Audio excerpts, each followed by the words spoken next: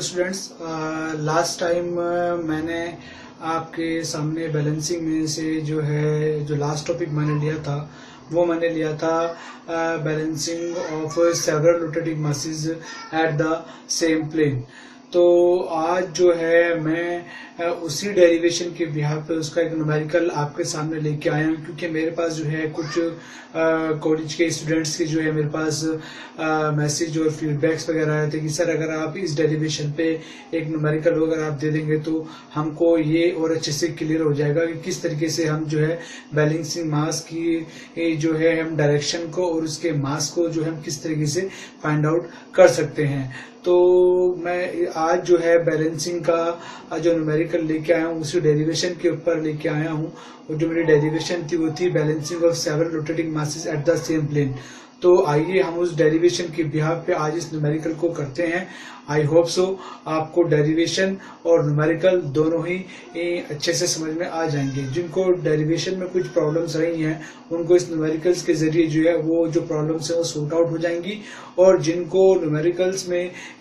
कोई अगर प्रॉब्लम लगती है तो वो थोड़ा सा डेरिवेशंस को स्टडी करके फिर इस न्यूमेरिकल को अगर स्टडी करेंगे तो आई होप सो डेरिवेशन और न्यूमेरिकल की हेल्प से आपका जो कंसेप्ट है, आपका जो प्रॉब्लम्स है वो जरूर कहीं ना कहीं हद तक क्लियर हो जाएगी। ओके, तो आइए आज हम balancing of several rotating masses के ऊपर जो है इस न्यूमेरिकल को करते हैं।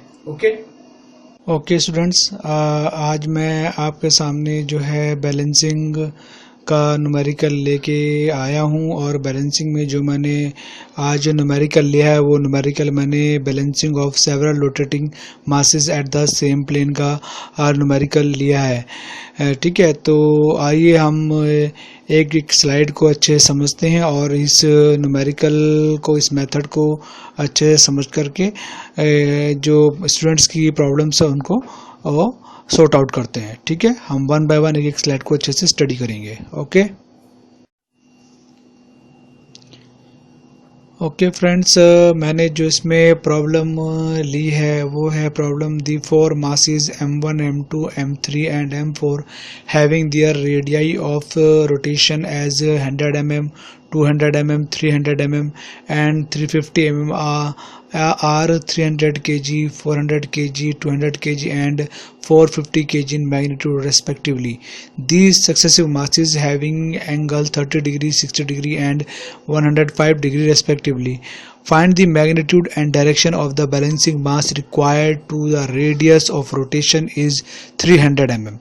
एक्चुअली में ये जो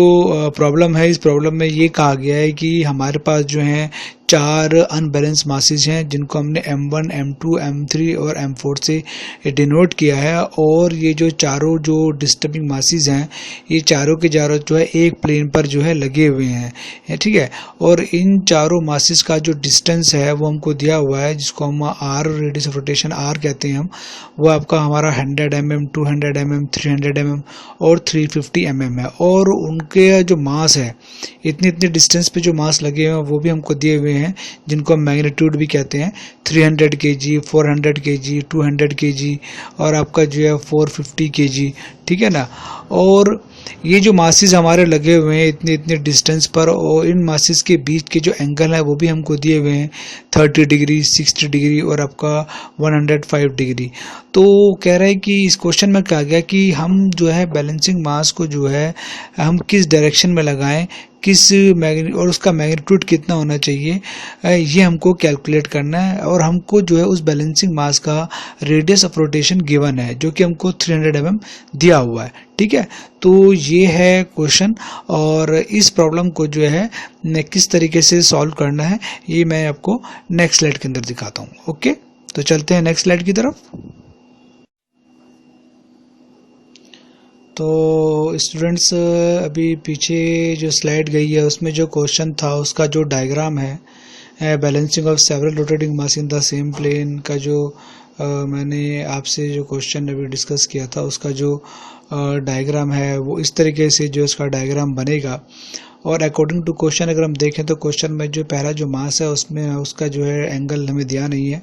तो इसलिए उसका थीटा जो रहेगा थीटा 1 बराबर जो है 0 डिग्री है। मास जो है हमारा देखिए आपका 300 kg है, और जो रेडियस ऑफ रोटेशन है उसका वो 100 mm है, तो उसको मीटर में कन्वर्ट कर लिया 0.1 मीटर। दूसरा जो मास है वो भी उसी प्लेन पर है, लेकिन उसका जो एंगल है वो 30 डिग्री दिया हुआ है, तो मैंने 30 डिग्री का डिस्टेंस लेकर के मैंने 400 kg का सेकंड मास मैंने लगाया है, और उसका रेडियस ऑफ रोटेशन जो है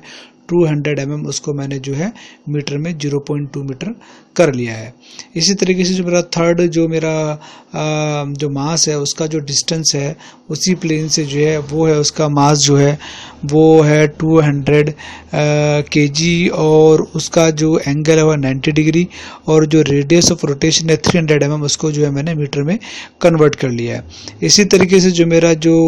फोर्थ नंबर का जो मास है उसका जो एंगल था वो है आपका 105 डिग्री फ्रॉम द थर्ड मास, और उसका जो मास है मेरा फोर्थ नंबर का उसका 450 kg, और उसका जो रेडियस है रेडियस ऑफ रोटेशन वो 350 mm था, तो मीटर में 0.35 मीटर मैंने कर लिया है। ठीक है, तो इस तरीके से जो है मैंने पहले जो गिवन है वो लिख लिया है। उसके बाद मैंने जो है आप साइड में देखेंगे एक फोर्स ऑफ पॉलीगन का डायग्राम बना हुआ है। तो इस डायग्राम में जो है मैंने क्या किया है, इसमें मैंने centrifugal force is proportional to the product of the mass and the radius of rotation of the each part. ठीक है ना, तो जो सेंट्रीफ्यूगल फोर्स है वो प्रोपोर्शनल है किसके, आपका product of the mass and the radius of rotation, हर एक पार्ट के उसके जो है प्रोपोर्शनल है हमारी सेंट्रीफ्यूगल फोर्स। ठीक है, और इसके उसके मास और उसके डिस्टेंस, तो मास में क्या होगा आपका m, और आपका जो डिस्टेंस उसमें उसका r रहेगा। तो हर एक मास का जो है हर एक जो हमारा मास है, और हम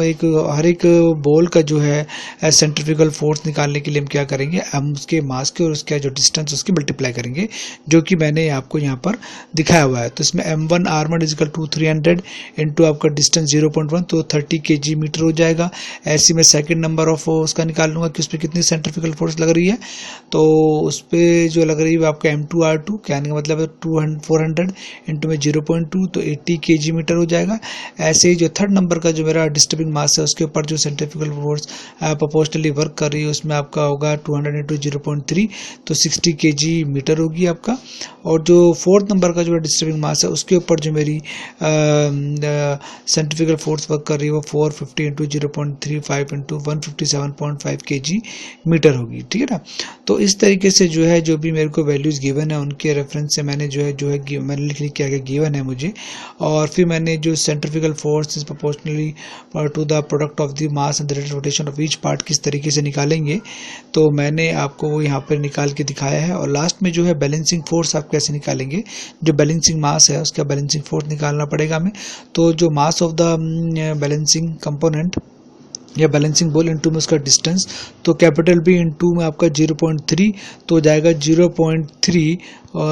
इनटू में mass of the balancing ball और आपका kg मीटर। ठीक है, तो इस तरीके से जो है हम ये जो डायग्राम है हमारा जो बैलेंसिंग का, हम ये डायग्राम अकॉर्डिंग टू क्वेश्चन हमको बनाना पड़ेगा, और हर एक पर्टिकुलर डिस्टर्बिंग मास का जो है हमको सेंट्रीफ्यूगल फोर्स निकालना पड़ेगा कितना लग रहा है। तो सेंट्रीफ्यूगल फोर्स जो है वो प्रोपोर्शनली ये प्रोडक्ट होगा किसका, जो मास है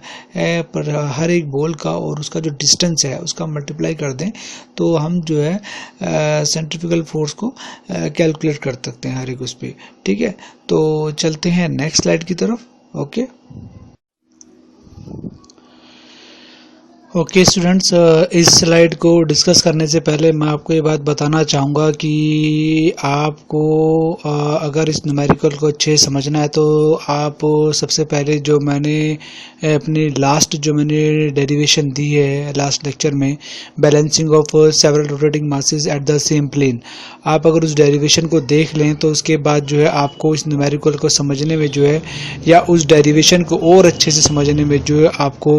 हेल्प मिलेगी। और उस डेरिवेशन की हेल्प से जो है आप इस न्यूमेरिकल को अगर समझ लेंगे तो आपको डेरिवेशन भी अच्छे समझ में आ जाएगी और आपको जो है ये न्यूमेरिकल भी जो है अच्छे से क्लियर हो जाएगा। तो मैंने अपने डेरिवेशन में भी ये बात कही थी और आज भी मैं उस बात को दोबारा से रिपीट कर रहा हूँ कि जब हमारी अनबैलेंस फोर्सेस जो हैं जब इंक्लाइन प्लेन पर होती हैं या हॉरिजॉन्टल वर्टिकल 90 डिग्री प्लेन के अलावा अदर एंगल्स पे होती हैं, तो उस कंडीशन में हमें इंक्लाइन डिस्टर्बिंग मासेस पे लगने वाली फोर्सेस को जो है हॉरिजॉन्टल और वर्टिकल कंपोनेंट्स में तोड़ना पड़ता है। तो मैंने पहले कोर्स में पहले पॉइंट लिखा, first of all resolve each force into the vertical and horizontal components.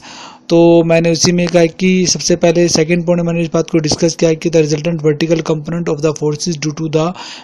Balancing mass can be written as. तो हम क्या करेंगे, जितनी हमारी वर्टिकल फोर्सेस हैं उन सबको हम जोड़ करके सभी वर्टिकल फोर्सेस को जोड़ करके हम रिजल्टेंट निकाल लेंगे वर्टिकल कंपोनेंट का, जो कि मैंने निकाल के दिखाया है। देखिए the sum of all the resultant of all the vertical forces is equal to m1 r1 sin theta 1 plus m2 r2 sin theta 2 plus m3 r3 sin theta 3 plus m4 r4 sin theta 4। तो मैंने वहाँ पर पीछे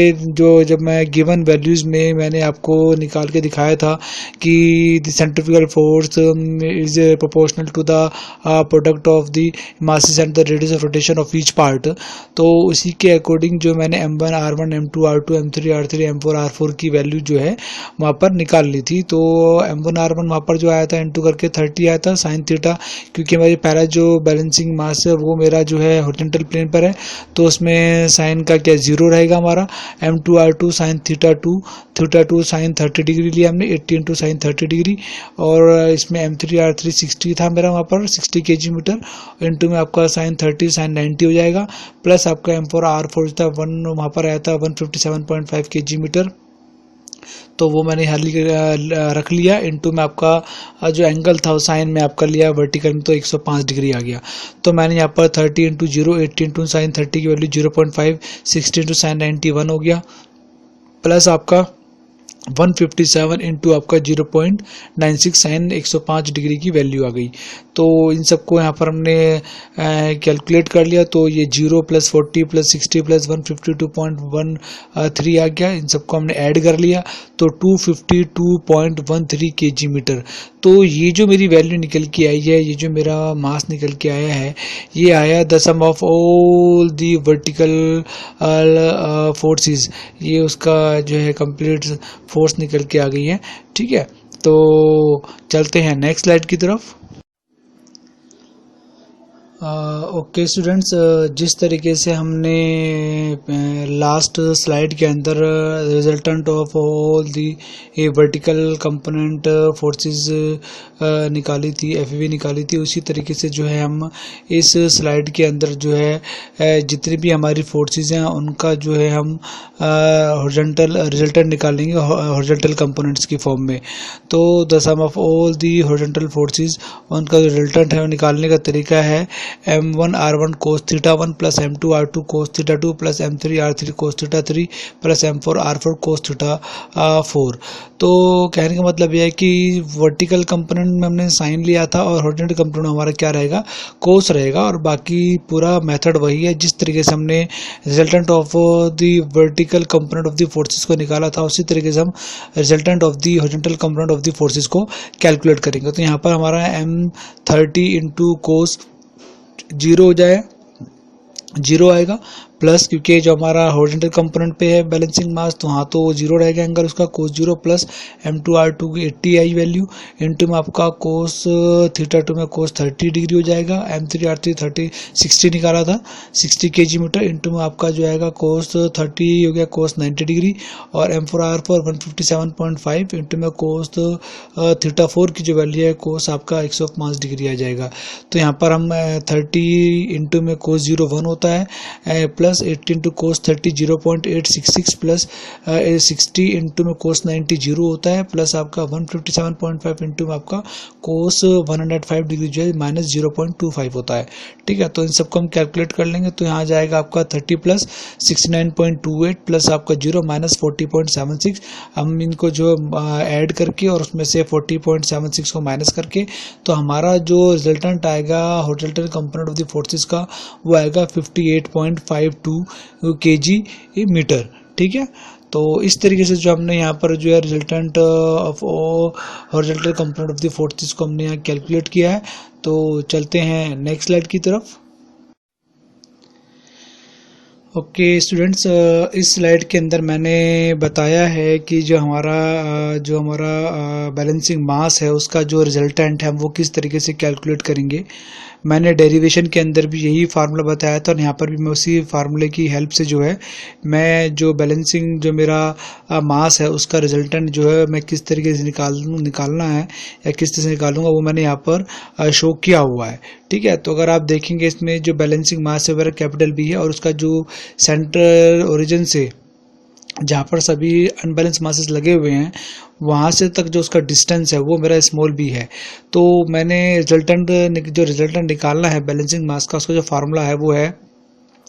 the sum of the resultant of all the vertical forces का square plus the resultant the sum of all the horizontal forces का square और पूरे के ब्रैकेट के बाहर जो है पावर है 1/2 या फिर मैं कह सकता हूँ the resultant of the balancing mass is equal to under root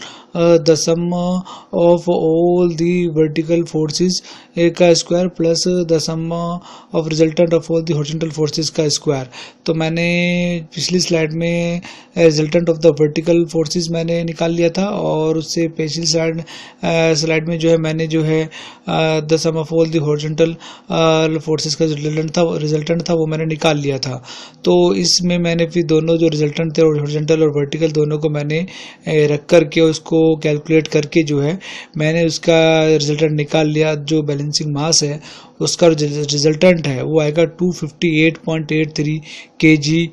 metre. ठीक है, तो इस तरीके से जो है जो हम बैलेंसिंग मास लगाने वाले हैं अनबैलेंस डिस्टिंक्ट मासेस को बैलेंस करने के लिए उसका रिजल्टेंट जो है हम इस तरीके से कैलकुलेट करेंगे। ओके, तो चलते हैं नेक्स्ट स्लाइड की तरफ।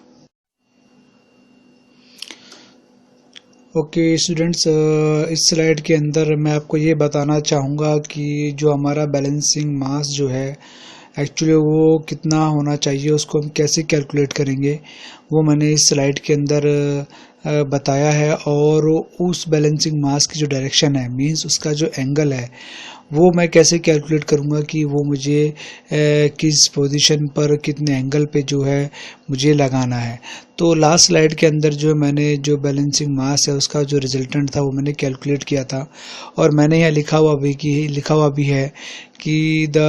Balancing mass into the distance of the balancing mass from the origin is equal to 258.83 kg metre में आया है मेरा। और जो बैलेंसिंग मास है उसका मुझे डिस्टेंस दे रखा था 300 mm जिसको कि मैंने मीटर में कन्वर्ट कर लिया 0.3। ठीक है, तो b इंटू में आपका 0.3 इक्वल टू 258.83 आ गया। तो मुझे अगर बैलेंसिंग मास कैलकुलेट करना है तो 0.3 को मैं इधर ले जाऊंगा। तो ये जो मेरा आपका रिजल्टेंट जो है बैलेंसिंग मास का उसको जो है मैं 0.3 से जो है भाग कर दूंगा। तो मेरा इस तरीके से जो है बैलेंसिंग मास का जो मेरा मास है वो मैं यहाँ से कैलकुलेट कर लूँगा। तो मेरा जो निकल के आएगा वो आएगा आपका 862.74 kg। ठीक है, तो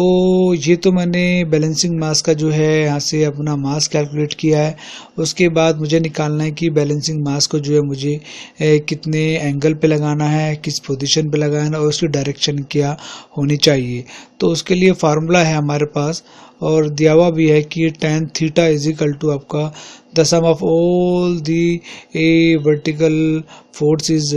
और बटे में आपका the sum of all the horizontal forces का जो मैंने रिजल्टेंट निकाला था वो वर्टिकल फोर्सेस का रिजल्टेंट सभी और आपका हॉरिजॉन्टल फोर्सेस का रिजल्टेंट इज इक्वल टू हमने 252.13 बटे 58.52 यहाँ से इसको भाग करके हमने 4.30 जो है ये हमने tan थीटा निकाल लिया। अब मुझे थीटा निकालना और tan को इस तरफ ले जाऊंगा राइट हैंड साइड में। तो theta is equal to tan inverse vertical the sum of all the all vertical forces resultant बटे में आपका the sum of all the horizontal forces का रिजल्टेंट जो है उससे भाग करके और इसका tan इनवर्स निकाल के 76.93 डिग्री ये जो मेरा निकल के आया ये मेरा जो है जो मेरा थर्ड जो मास है वहाँ से जो मेरा जो फोर्थ मास लगेगा विद रिस्पेक्ट टू थर्ड मास, वो जो एंगल है वो 76.93। और अगर मैं उसको डायरेक्शन फ्रॉम मास 1 से अगर लेता हूँ तो उसमें जो मेरा 76.93 प्लस आपका 180 डिग्री उसमें जुड़ जाएगा। तो मेरा जो पहला मास जो हॉरिजॉन्टल पे वहाँ से लेके आपका जो कंप्लीट जो उसका एंगल है फोर्थ मास का, वो निकल के आ जाएगा आपका, सॉरी जो बैलेंसिंग मास का। तो वो जो मेरा एंगल निकल के आएगा, तो वो मेरा जो एंगल आ जाएगा बैलेंसिंग मास का 256.93 डिग्री। अगर मैं थर्ड मास के रेस्पेक्ट में या प्लेन के रेस्पेक्ट में लेता हूँ, हॉरिजॉन्टल प्लेन के रेस्पेक्ट में लेता हूँ, तो वो तो मेरा आएगा उसमें 76.93। और अगर मैं मास 1 से कैलकुलेट करता हूँ डिस्टेंस या एंगल बैलेंसिंग मास का, तो उसमें 180 प्लस मेरा जो 76.93 जो उसमें मेरा ऐड हो जाएगा। तो टोटल जो एंगल आएगा मेरा बैलेंसिंग मास का वो आएगा 256.93 डिग्री। ठीक है, तो इस तरीके से जो है हम जो है बैलेंसिंग मास का जो है उसका मास और उसका जो है डायरेक्शन, उसकी पोजीशन को हम कैलकुलेट कर सकते हैं। ठीक है, ओके स्टूडेंट्स, तो मैंने आज आपको जो न्यूमेरिकल समझाया, आई होप से आपको समझ में आया होगा। नेक्स्ट टाइम मैं फिर आपसे मिलूंगा नए टॉपिक के साथ, नए सब्जेक्ट के साथ। Okay, thank you.